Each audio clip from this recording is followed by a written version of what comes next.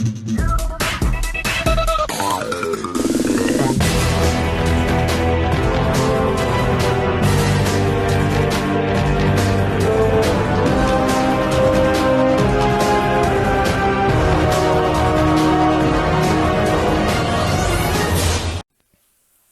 up YouTube, this is Joe from Zephyr War Games and I'm bringing to you guys the Goki deck update. Goki got a nice brand new spell card within Dawn of Majesty, the last Goki support that we've been waiting for, and it really does the OTK plays that the pure variant can do, in the forms of just literally abusing the giant ogre.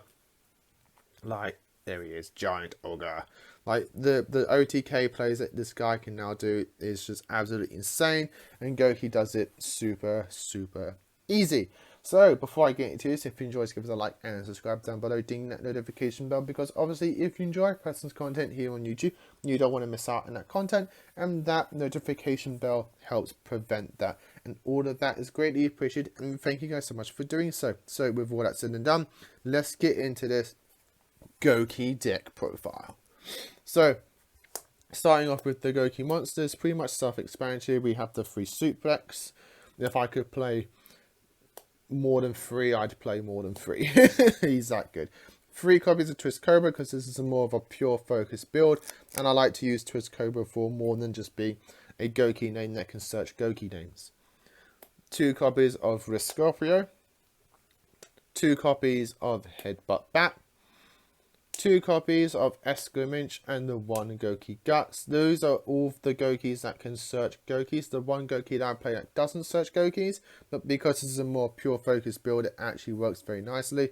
And there's the 1 Ring Trainer. Just helps you get your Goki links back from the graveyard. It could be any of them, which is very nice. So at any point during the game, you can use this and just start recurring your boss monsters back onto the board.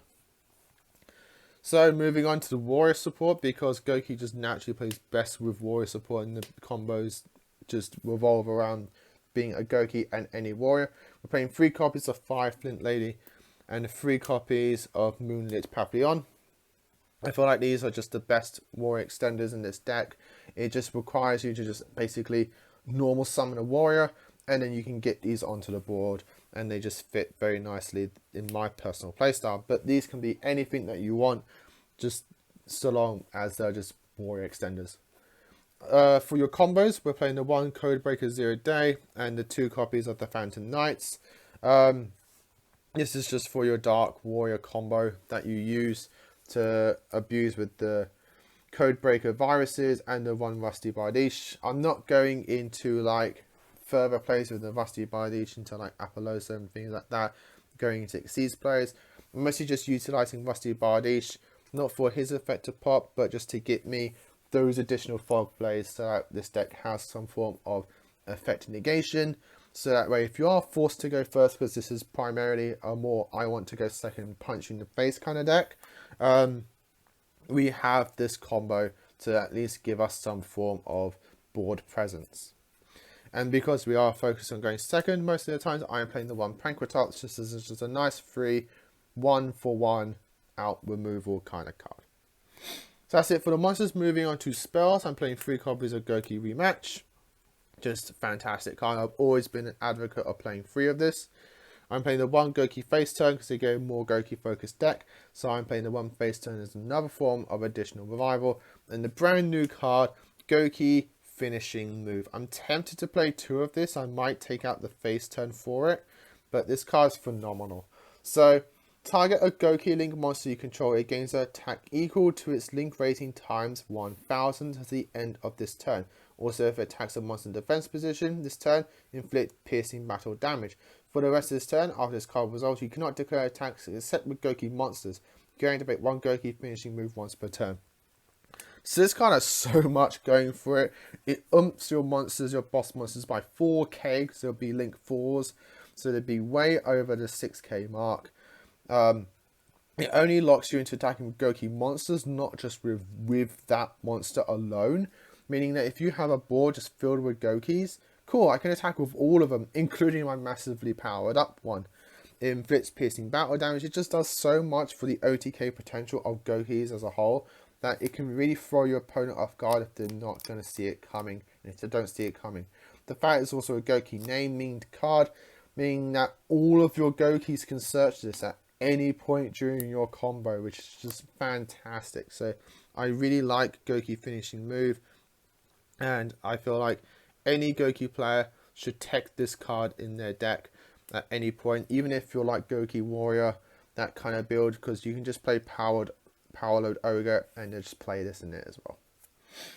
Moving on, we have the one rotor to just search all of our warriors. One form, because we're playing 3 level 1s, meaning that this a discard with any warrior extender is full combo.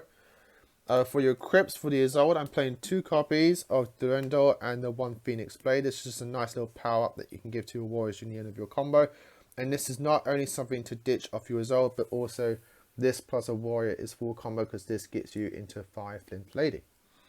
1 copy of Pot of Avarice, because you burn through your Gokis so easily, and your extra deck. So being able to just shuffle it all back and draw 2 is just really helps you get you back into the game. Helps the grind games even better. I mean, Goki can grind games so well already, but adding a Pot of Avarice in it as well, like, you're not running out of burn. 1 monster reborn, just a generic revive, 1 Call by the Grave, because Call by the Grave. And for your traps is the 1 copy of Shade Brigandine is another warrior extender, and a 2 Fog Blade to end up your first turn board as well. So that's it for the main deck. Moving on to the extra deck. For your big Goki boss monsters, we're playing the 2 copies of Power Load Ogre. The reason I've gone for Power Load Ogre at 2 is because it just takes warriors. So if you're going first, you can end your boards on like double this with Shade Brigandine. I mean, with Rusty Bardish as well as your Fog Blades, like you can end on powerful boards like that. And you have 2 big tower like boss monsters that your opponent has to then deal with, as well as 2 monster negates. So if you don't know what this guy does, he gains attack equal to combined link ratings of all other link monsters you control times 200. This link summon card is unaffected by other card effects. You contribute 1 Goki link, then target cards on the field up to this link rating and destroy them. You can use this effect of Power Load Ogre once per turn. So when you end your end boards, these are 4k each and unaffected by anything else, which is pretty strong. So you have 2 4k towers plus 2 monster effect negations. You're good. 1 copy of the Giant Ogre. This is your main combo with the finishing move, because Giant Ogre reads, he's 3000 attack, cannot be destroyed by battle, and is unaffected by activated effects of your opponent's monsters with attack less than or equal to this card. When your opponent activates a card or effect that targets this card and all monsters this card points to, quick effect, you can make this card lose exactly 500 attack, and if you do, negate the activation. Once per turn, if this card's current attack is different from its original quick effect, you can make this card gain 1000 attack until the end of this turn. So you can make this card 8000 attack with the finishing move, because finishing move would bump this up by 4000 to be 7000. Then he will gain an additional 1000 from his own effect. So you have an 8k towers like monster that is just going to do piercing damage as well as attack with every other Goki on your board. You should win that turn. Another card to help you go first from the Goki lineup is Goki Monster Ogre, because this is an additional effect negation that you can end on your board. So you have multiple options here for you to end your first turn board with. Moving on, we have 2 copies of Thunder Ogre and 1 Giant Ogre for your Goki Link 3s. Thunder Ogre is for your combos who can just help you keep pushing play. It's because it gives you an additional normal summon. And Great Ogre, if I'm playing a Goki focused deck, I cannot play it without Great Ogre. Like, Great Ogre is just iconic. Now you can take this card out for anything that you want. Moving on, we have 1 copy of Rusty Bardish, 1 copy of Codebreaker Virus Berserker, and the 1 copy of Virus Swordsman. This is your Codebreaker combo. So you just literally need to play these in the deck, and then you've got your Codebreaker play going. Moving on, we have the 1 copy of Nightmare Phoenix, 2 copies of Jet Ogre. I prefer this over Heal Ogre, though you can play one of each. I might play one of each at some point, but I just thought Jet Ogre is just fine. And to round up the deck profile, we have 2 copies of Resolve, because like this is like, the moment you have an Isolde play optional, like for you, the deck just runs, like the deck just plays as long as you have an Isolde there waiting for you. But that, guys, is the deck profile. I hope you all enjoyed it. Leave your comments down below what you think of this and how you're playing your Goki decks. I'd like to hear it down below. As always, like, comment and subscribe, share, stay safe. Until next time, as always, happy dueling.